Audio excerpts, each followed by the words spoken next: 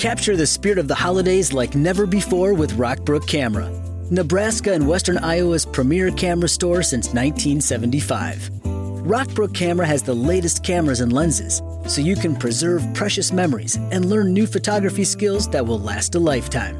Let the knowledgeable photography pros at Rockbrook Camera show you how to take great pictures of family traditions, the kids' sporting events, and the kids' big holiday musical.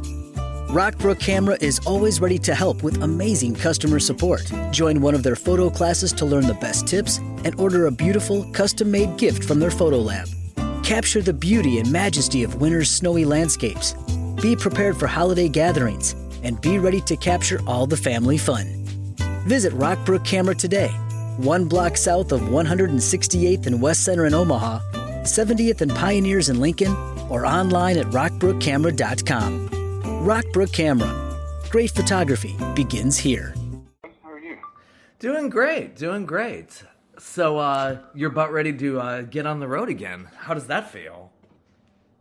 It's a strange feeling. I hadn't felt in quite some time.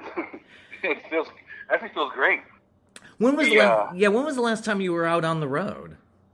On the road would have been the end of 2019. We did a couple of shows at the beginning of 2020, but very limited. And then we played a few weeks ago. Or it's been a couple of months. I can't even remember. We did a couple of shows 3 shows in Atlanta at the Roxy. Cool. And that was the first time just getting back in the on stage. And I was telling Ed and I were talking like right before this, saying, I'm like, what is this funny feeling I'm feeling? I am nervous. I hadn't been nervous in 15 years. Wow, yeah. I mean, it was more excitement or whatever, but it was great, man. I'm really looking forward to getting back out there. Yeah, there's something about, like, if you're out of that routine for a while, and it's probably human psychology, it's like, I've been doing this for probably more than half my life. But now, it's like you're starting all over again in a certain way, too.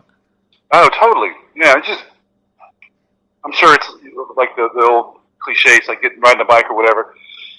You get back on in like, oh, okay, I got it. But the good thing is, like, we've been, the end of last year, we got together and we've been working on some new music, so we went and recorded a new album.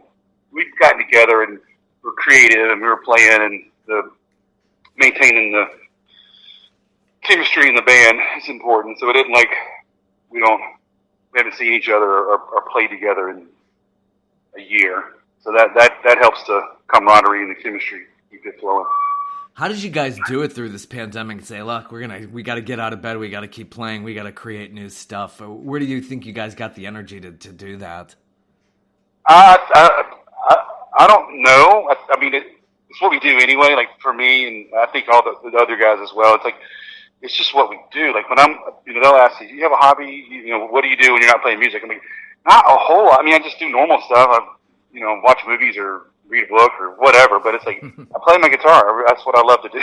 Write music. So that never really stops. It just kind of keeps going. In the pandemic, you just were given a lot more time to do it. So Half and Half is the new release created during the pandemic. Some covers on there and some originals. How's the songwriting process with you? How involved are you in it with the band? It depends. I mean, a lot of times Ed comes in with a complete idea of what he wants with it, and like the arrangement kind of done. And there's other times where we can work off of a drum groove or just a simple riff that somebody has, and then we just start to build it. So there's really not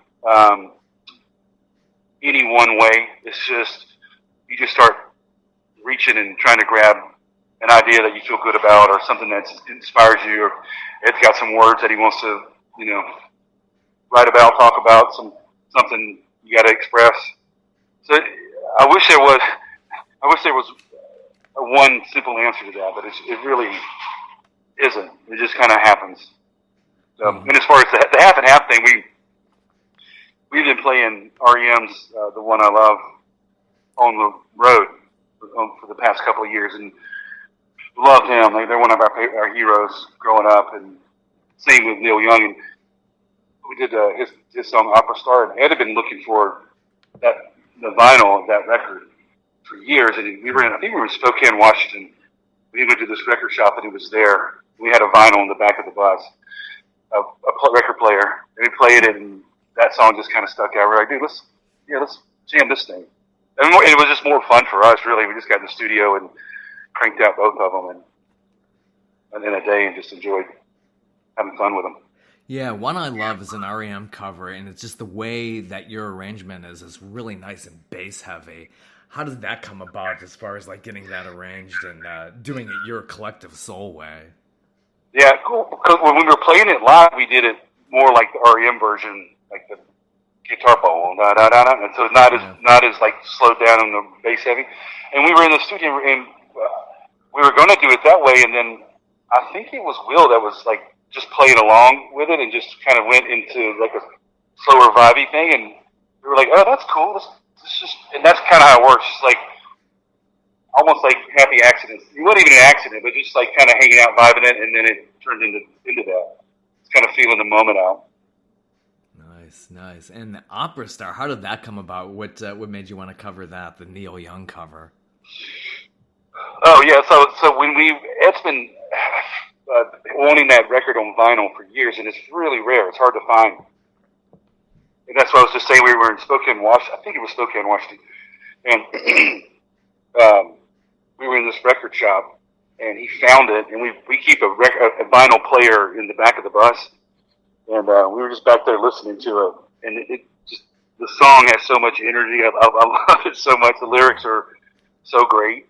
And we had just been jamming it, and then we decided we wanted to do this half and half, like for record day, like two of our songs and two covers. The songs it just like, yeah, let's do that thing and just see what happens and just have fun with it. Yeah, it's a lot of fun, definitely. And then hearing some of your originals on that too is really nice. How did that come about? Did Ed come up with lyrics on his own? Was that a collaboration? Yeah. He wrote the lyrics. And then we just on those.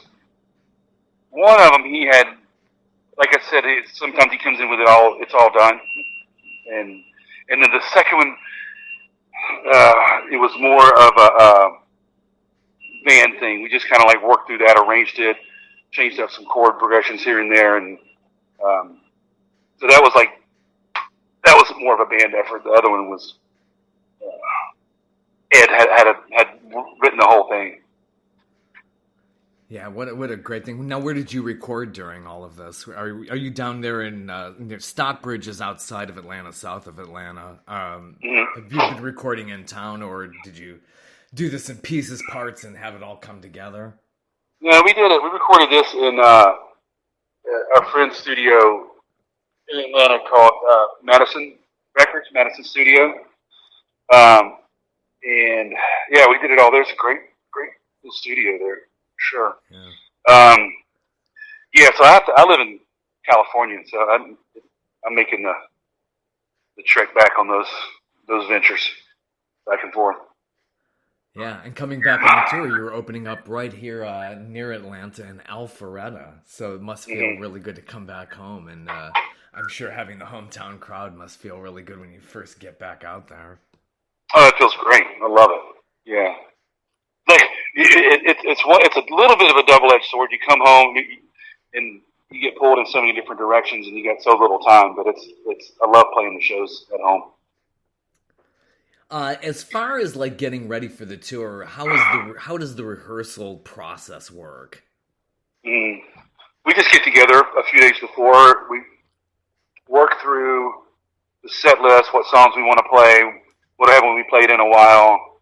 So just get the set list ready, and then see what songs we need to really work on. Some of them that we hadn't played in a while, we really have to kind of jog our memory and focus. And then there's certain ones like Shine or World I Know, like they probably won't be rehearsed. Those are going to take their own life whenever they go. You got to have the staples in there. People, Absolutely. It's like you don't want to let anybody down. So when putting together the set list, Is it like a vote by the band? Does just one person, like Ed, decide what the set list is? Is it more like a democratic process? It's pretty democratic. Yeah, I mean, a lot of time. I mean, mostly a lot of well, I don't say mostly, but we're not doing the songs if Ed doesn't want to sing or if he wants to sing, something in particular for whatever reason, kind of thing. But yeah, we're all trying to figure out, what works and what doesn't work. And we adjust it too. Like if like the first part of the tour, if the song's not working in the set for whatever reason, we just make adjustments. Yeah, it's pretty democratic.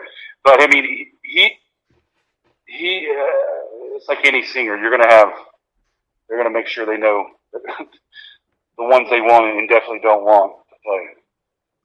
Yeah, it's like performers could say, "Oh, I could feel it from the stage." If we go into too much of a deep cut part of the show here, it's like that's why we cut it. It's just like we could just feel that vibe. It's like you want to do just all the hits, but you got to have that right balance. And you try to find like our goal is like to get a flow of like the set's got to flow into something. Like we like how it ended. Like the past couple of shows we did in Atlanta a couple months ago.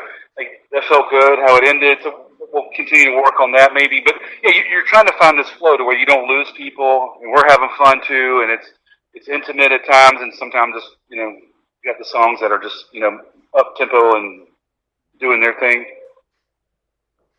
And how's the new stuff working out lately? Now you did an album, Blood, before all of this. How much do you mix into the set with the newer stuff?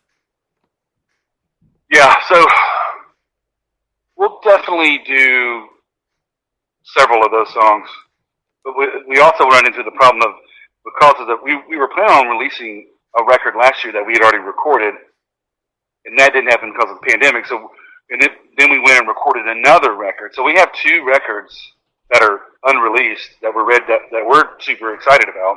Yeah. That hopefully we get those. We'll play some of those too, like the new ones that people hadn't even heard. So you just have to find the balance. That really is it. And so we'll make it work. There's enough songs in there to figure it out.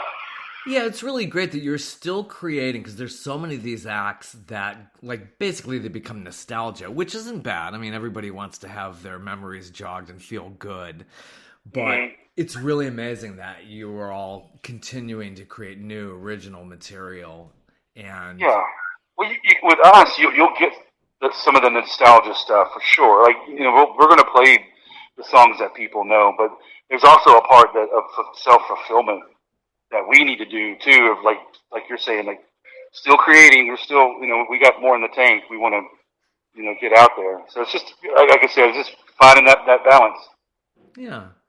So now what's the backstory here? Now, I've always heard about you guys, listened to you guys a lot on what was called 99X back in the day here in Atlanta.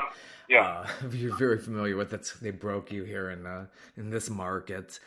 Grew up now, did you all grow up in Stockbridge? How did that all come about? We all grew up with Will's dad, our bass player. His father owned a studio in our small town in Stockbridge, and Ed, my brother, worked at the studio. So that's how he learned the engineering crap, the studio, his way around the studio through Will's father's studio. And the rest of the guys, we all went to high school together, and then it kind of just fell into it. And then we had to part ways for different reasons with the previous drummer and guitar player, and then Jesse and Johnny have been with us for about the past 10 years now. So, yeah, that's it. Yeah. So who were your early influences here back in the Stockbridge days? You mean like who musical influences? Yeah, who did you listen to growing up over there? Yeah, I was an early '80s kid, so I was all into like NXS, U2, The Police, REM, The Cure. Those were kind of my things growing up. Like I loved like A Flock of Seagulls and that kind of stuff. Oh yeah.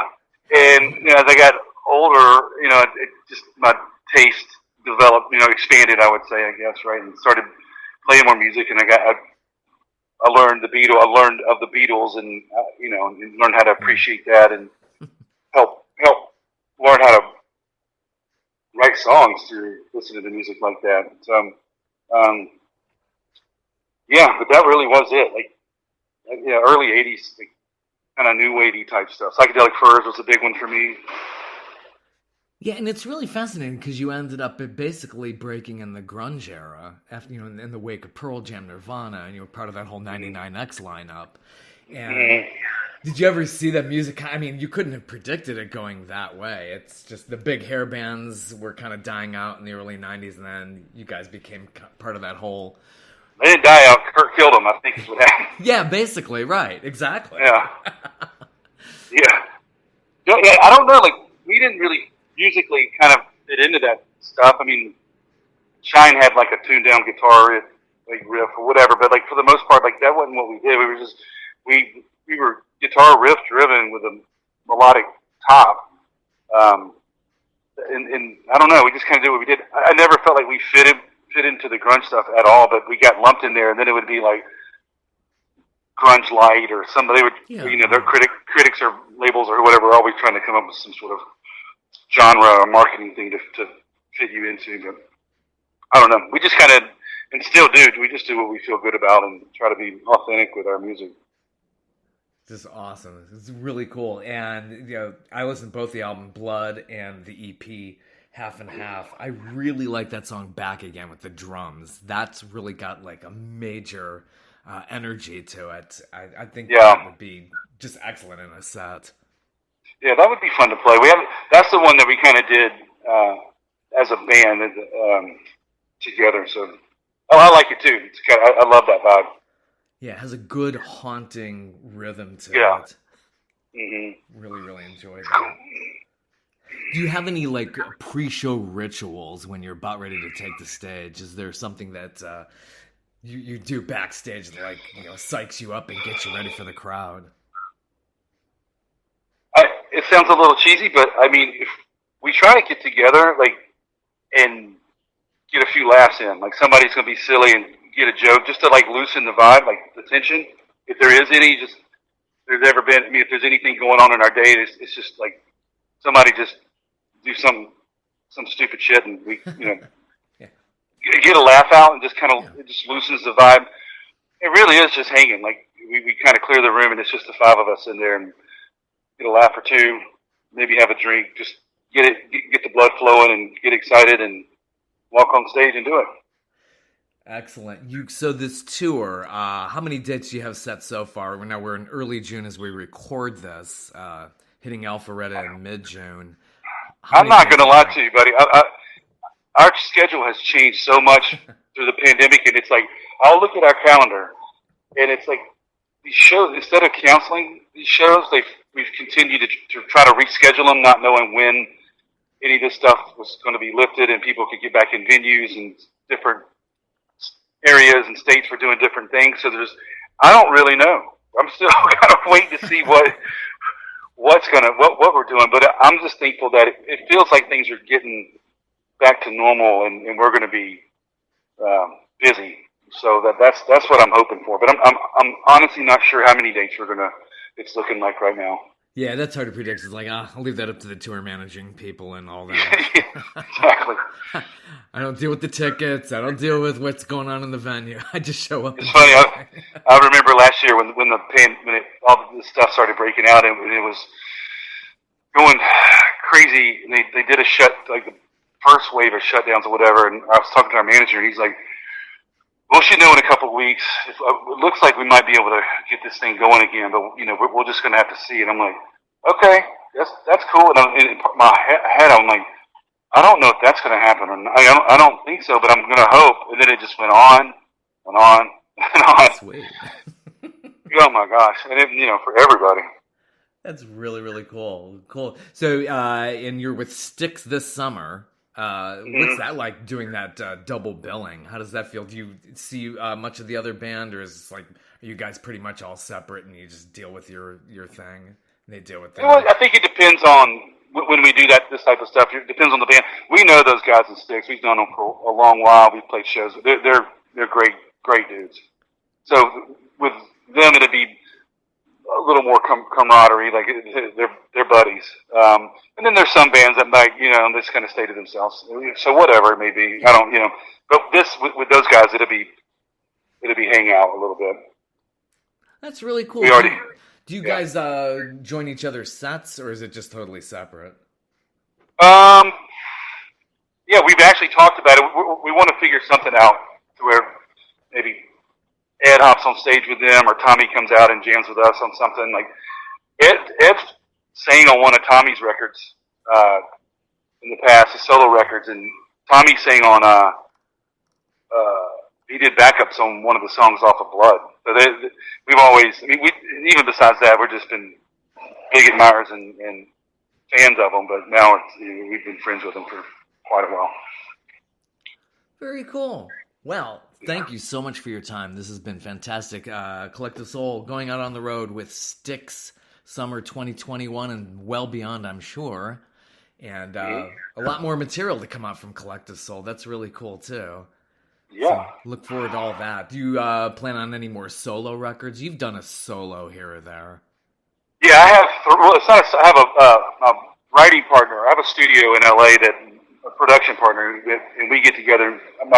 It's called Magnets and Ghosts, and we put out 3 records, and we got the material for the next one.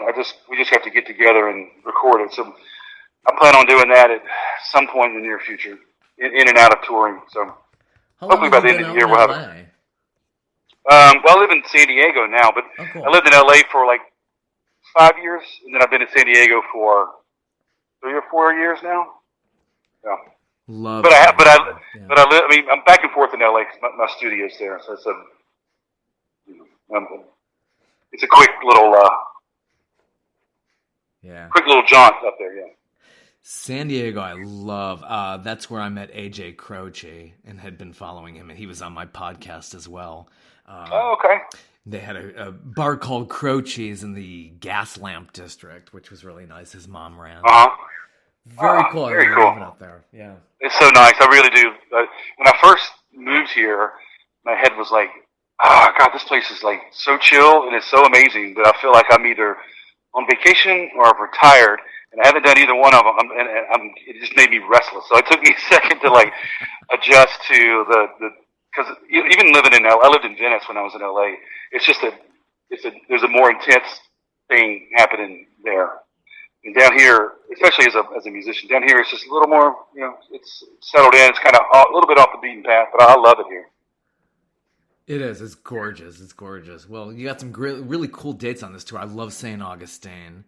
That's a beautiful place. Yeah. And then looks like you're all going out to Vegas. That's looks like a lot of fun too.